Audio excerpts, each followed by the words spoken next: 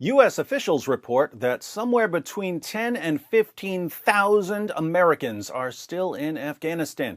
These American citizens couldn't be evacuated quickly enough, mainly because the Taliban conquered the country faster than you can say, "Run away! Run away! Run away!" You mean to tell me there are dudes in Afghanistan who can conquer an entire country in like 8 seconds?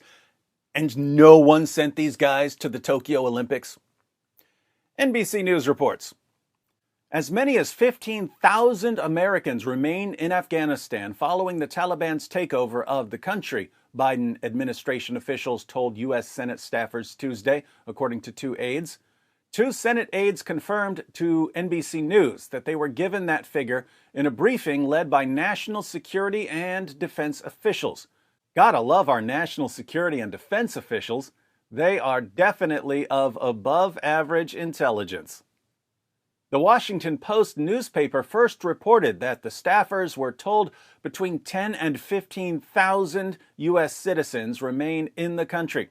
U.S. officials are racing to get Americans and others out of the country. The Taliban have informed us that they are prepared to provide the safe passage of civilians to the airport, and we intend to hold them to that commitment, National Security Advisor Jake Sullivan told reporters at the White House on Tuesday. You may be laughing at the Taliban's claim that they'll provide safe passage to civilians on their way to the airport, but I'm not. The only part I would laugh at is National Security Advisor Jake Sullivan saying that the U.S. is going to hold the Taliban to their commitment. Our leaders wouldn't bust a grape in a food fight. What are they going to do if the Taliban doesn't keep their promises? Post a mean tweet about them? What? Here's what's interesting. We've got thousands of Americans stuck in Afghanistan. Clowns to the left of them, jokers to the right. How are they going to get out of there? On the one hand, we have the United States of America, the most powerful nation the world has ever seen.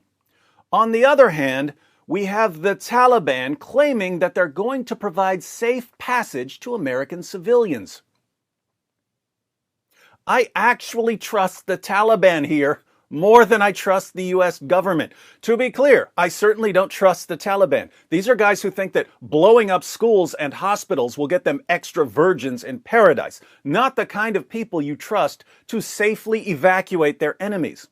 But right now, the Taliban has been focusing on putting on a good show for the world, making themselves seem not as bad as we all remember, so that they can consolidate power and set up the new government. So they've been insisting that women will not be oppressed in the new Afghanistan and that the Taliban won't seek revenge on the Afghans who fought against them. They're not the old Taliban. This is Taliban 2.0, cleaner, friendlier, less misogynistic, more civilized. This is all nonsense, but it is the image they're trying to project. So right now, it's in their best interest to let the Americans go. I don't trust the Taliban to do the right thing for the right reasons, but I do trust them to do what's in their best interest. So I think they will provide safe passage to American civilians who are fleeing the country so that they can focus on oppressing the people of Afghanistan.